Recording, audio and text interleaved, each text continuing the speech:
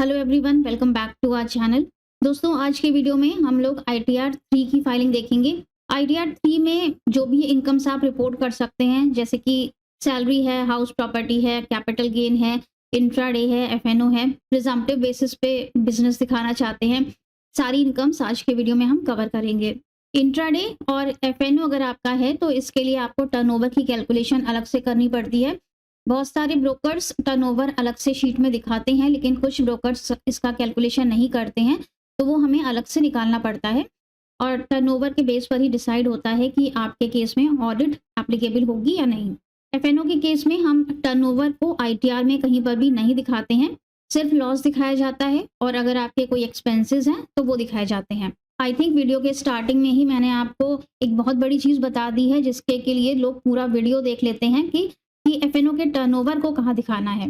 तो चलिए स्टार्ट करते हैं। मैं हूँ श्वेता सक्सेना, आप देख रहे हैं हमारा चैनल टैक्स सॉल्यूशंस।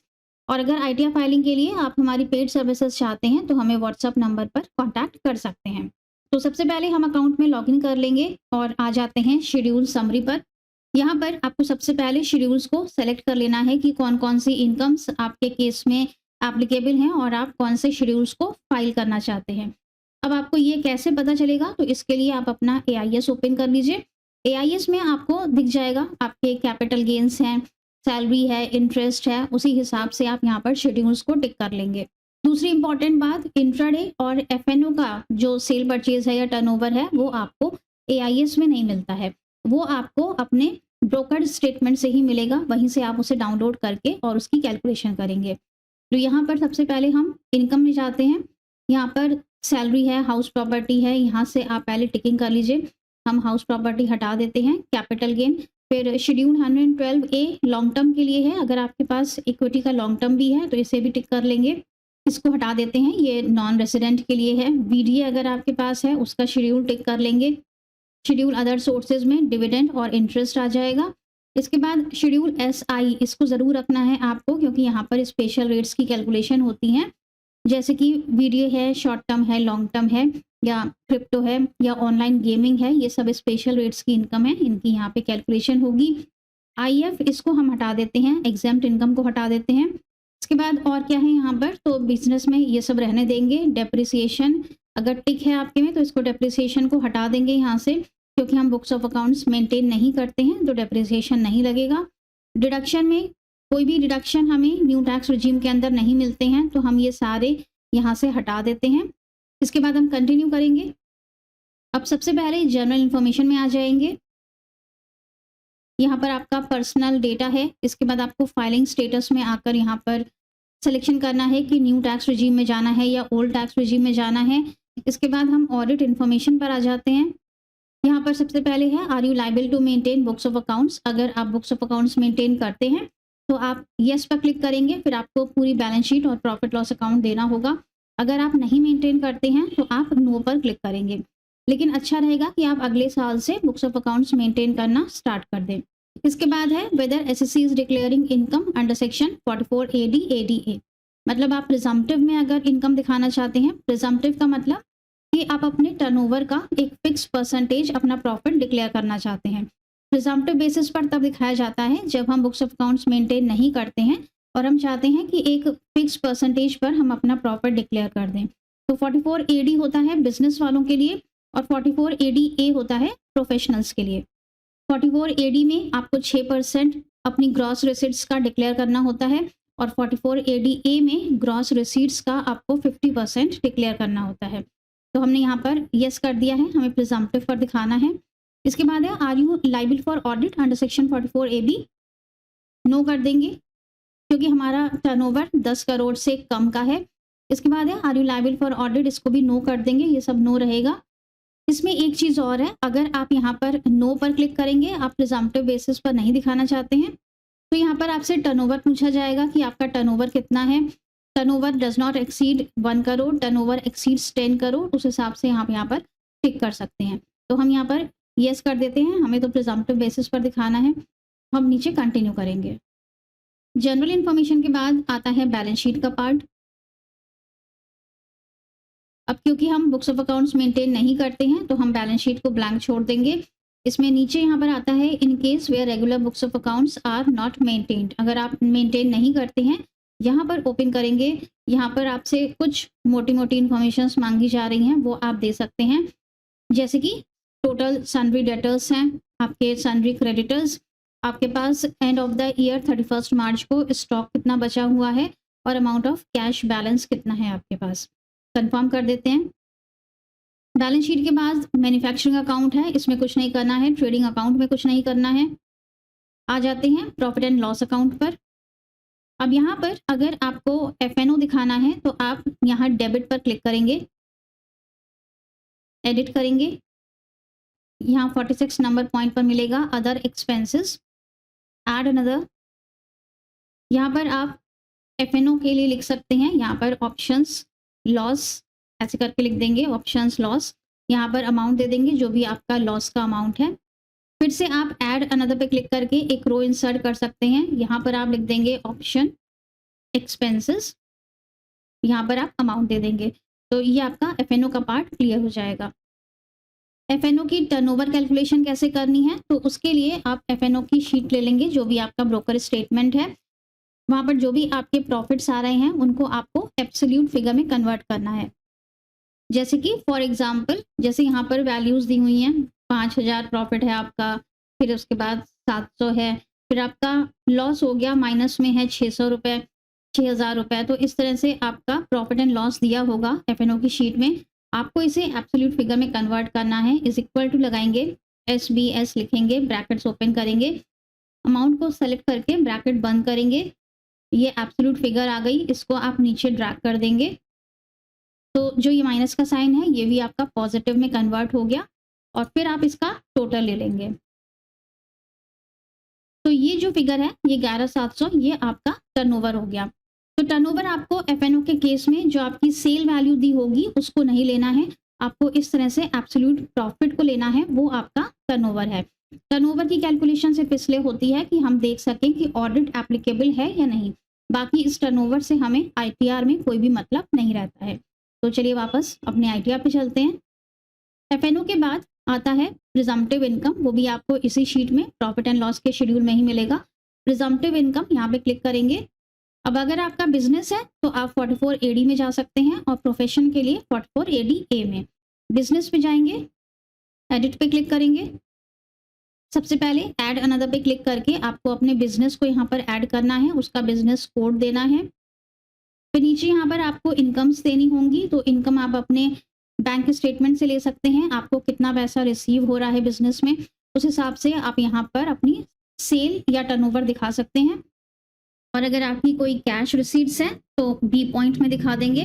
इसके बाद हमें प्रॉफिट डिक्लेयर करना है, तो यहाँ पर रेस्ट्रिक्शन है कि कम से कम 6% प्रॉफिट आपको डिक्लेयर करना है जो भी आप ऑनलाइन मोड में लेते हैं, और 8% जो भी आप कैश में लेते हैं। इससे ज़्यादा का प्रॉफिट भी आप दिखा सकते हैं, अगर आपको ज़्यादा हो रहा है तो आप ज़्यादा दिखाइएगा, लेकिन आप 6% और 8% से कम का प्रॉफिट यहाँ पे डिक्लेयर नहीं कर सकते हैं, फिर उस केस में आपको ऑडिट में जाना पड़ेगा। तो यहाँ पे प्रॉफिट डिक्लेयर करने के बाद इसे सेव कर देंगे। प्रिजम्पटिव के बाद अब देख लेते हैं कि इंट्रा डे को कैसे दिखाएंगे। तो इसी शीट में जहाँ पर हमने प्रिजम्पटिव के लिए ओपन किया था, नीचे आएंगे यहाँ पर, तो यहाँ पर इंट्रा डे के लिए पूछा जा रहा है टर्नओवर फ्रॉम स्पेक्यूलेटिव एक्टिविटी। यहाँ पर आपको इंट्रा डे का टर्नओवर देना है, और ये सेम वैसे ही कैलकुलेट होगा जैसे हमने एफएनओ का टर्नओवर कैलकुलेट किया था। इसके बाद एक ग्रॉस प्रॉफिट, अगर आपको प्रॉफिट हुआ है तो आप यहाँ पर पॉजिटिव फिगर देंगे, और अगर आपको इंट्राडे में लॉस हो रहा है तो आप यहाँ पर नेगेटिव फिगर देंगे। फिर है एक्सपेंसेस, एक्सपेंसेस जो भी आपके इंट्राडे में हैं आपको ब्रोकर्स स्टेटमेंट से मिल जाएंगे। यहाँ पर नेट इनकम आ जाएगी आपकी, और इसे हम कंफर्म कर देंगे। तो ये यहाँ पर हमारा बिजनेस का पूरा पार्ट सॉल्व हो गया। हमने इंट्राडे दिखा दिया, एफएनओ दिखा दिया, प्रिजम्पटिव इनकम दिखा दी। अब हम और नीचे आएंगे तो हमें सैलरी का शेड्यूल मिलेगा। अगर आपकी सैलरी भी आती है तो आप इस शेड्यूल को फिल करेंगे। यहाँ पर फिगर्स ऑटो पॉपुलेट हो जाएंगी आपके 26 AS से। कुछ अगर आपको चेंज करना है तो वो आप एडिट पे क्लिक करके चेंज कर सकते हैं। फिर आता है शेड्यूल BP, यहाँ पे ओपन करेंगे। अब यहाँ पर हमने जो भी इनकम्स अपनी बिजनेस की रिपोर्ट की हैं वो यहाँ पे रिफ्लेक्ट होंगी, जैसे कि हमारा इंट्राडे का लॉस यहाँ पर आ जाएगा, प्रिजम्पटिव इनकम दिखाई है हमने, वो आ जाएगी। अगर हमने एफएनओ दिखाया होता तो वो भी हमें इस शीट पर मिलता। इसे सिंपली कंफर्म कर देंगे। बीपी के बाद अब हम मेन चीज़ पर आते हैं, जो कि है कैपिटल गेन शेड्यूल। और यही शेड्यूल है जो कि सबसे ज़्यादा टाइम लेता है आईटीआर 2 और आईटीआर 3 में, क्योंकि इस बार हमें बाइफर्केशन करना है, क्योंकि कैपिटल गेन में 2 रेट्स कर दिए गए हैं। शॉर्ट टर्म में जाएंगे तो 15% और 20% 2 रेट हैं, और लॉन्ग टर्म में जाएंगे तो 10% और 12.5% 2 रेट्स हैं। 23 जुलाई के पहले आपने जो भी ट्रांसफ़र किया है उस पर कम रेट्स लगेंगे, और 23 जुलाई के बाद आपने जो भी सेल आउट किया है उस पर ज़्यादा रेट्स हैं। तो कैपिटल गेन शेड्यूल पर आते हैं। ओके, यहाँ पर सबसे पहले है शॉर्ट टर्म। इसमें 3rd नंबर पॉइंट पर मिलेगा हमें sale of equity shares, mutual funds या फिर unit of business trust on which STT is paid. Box में टिक लगाएंगे और एडिट पे क्लिक करेंगे। अब यहाँ पर आपको 2 कॉलम्स मिलेंगे, where transfer was before 23rd July and where transfer was after 23rd July. अब आपको अपना ब्रोकर स्टेटमेंट लेना है, वहाँ पर आपको एक्सेल का फॉर्मूला लगाकर बाइफर्केशन करना होगा कि कौन से ट्रांसफर्स आपके पहले के हैं और कौन से ट्रांसफर्स आपके बाद के हैं। अगर आपके पास ब्रोकर स्टेटमेंट नहीं है तो आप एआईएस से भी अपना डेटा डाउनलोड कर सकते हैं, लेकिन एआईएस में काफ़ी सारी फिगर्स रॉन्ग भी आती हैं, इसीलिए मैच करना आपको बहुत ज़रूरी है कि एआईएस का डेटा क्या है और आपके ब्रोकर स्टेटमेंट का डेटा क्या है। तो इसके लिए अब आपको सेल कंसिडरेशन चाहिए होगी, कॉस्ट ऑफ एक्विजिशन चाहिए है। शेड्यूल को फिल कर लेने के बाद आप नीचे सेव कर देंगे। इसके बाद आएगा लॉन्ग टर्म कैपिटल गेन। इसमें आपको 5th नंबर पॉइंट पर मिलेगा sale of equity shares on which STT is paid. यहाँ आप एडिट पर क्लिक करेंगे, लेकिन यहाँ से ये ओपन नहीं होगा। यहाँ से आप अभी इसमें एडिट तो कर सकते हैं, लेकिन लॉन्ग टर्म के लिए आपको फिल करना है तो आपको बाहर से जाना होगा। अभी हम बैक करते हैं यहाँ से। तो लॉन्ग टर्म के लिए यहाँ पर शेड्यूल दिया गया है, शेड्यूल 112A। लॉन्ग टर्म के लिए आपको यहाँ से एंट्री करनी होगी, एडिट आप वहाँ पे कर सकते हैं। तो इस शेड्यूल को ओपन करेंगे। ओके, यहाँ ऐड अनदर पे क्लिक करेंगे। यहाँ पर शेयर्स एक्वायर्ड, आपने कब शेयर्स खरीदे थे, ऑन और बिफोर 31 जनवरी 2018 या फिर आफ्टर 31 जनवरी 2018। फिर है कि आपने शेयर्स को बेचा कब है, बिफोर 23rd जुलाई या फिर आफ्टर 23rd जुलाई। इसके बाद आपको यहाँ पर value of consideration, sale consideration देनी होगी और cost of acquisition. Long term के केस में भी आपको बाइफर्केशन निकालना होगा कि कौन से आपके शेयर्स 23 जुलाई के पहले के हैं और कौन से 23 जुलाई के बाद के हैं। पहले वालों पर 10% लगेगा और बाद वालों पर 12.5% लगेगा। वैल्यूज पुट करने के बाद आपको यहाँ पर एक्सपेंडिचर भी ले लेना है, जो भी लॉन्ग टर्म में लग रहा है आपका। उसके बाद सेव कर देंगे तो आपकी लॉन्ग टर्म की ये एंट्री सेव हो जाएगी। कंफर्म कर देंगे। कैपिटल गेन के शेड्यूल के बाद अब आता है शेड्यूल अदर सोर्सेज। ये आपके एआईएस से ऑटो पॉपुलेट हो जाता है। इसमें आपको मिलेगा डिविडेंड, सेविंग बैंक का इंटरेस्ट, एफडी का इंटरेस्ट। इसके बाद आता है साइला, बाफला और सीएफएल। ये तीनों ही शेड्यूल्स आपके कैपिटल गेन को ही कैरी फॉरवर्ड करने के लिए हैं और सेट ऑफ के लिए हैं। तो आपको इन तीनों शेड्यूल्स को ओपन करना है और कंफर्म करना है। काम जो है वो सारा ये शेड्यूल्स खुद ही कर लेते हैं। फिर हम और नीचे आएंगे तो हमें मिलेगा शेड्यूल एसआई, जहाँ पर कि आपके कैपिटल गेन पर टैक्सेस की कैलकुलेशन होती है।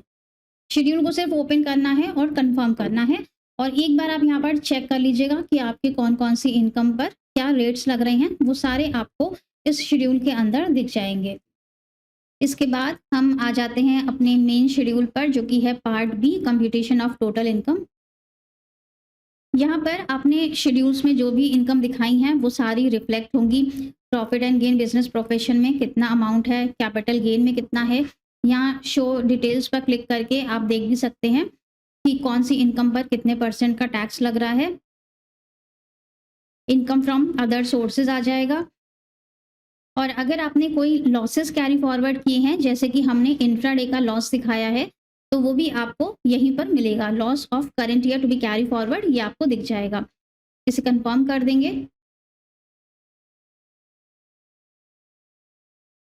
इसके बाद टैक्सेस का शेड्यूल है।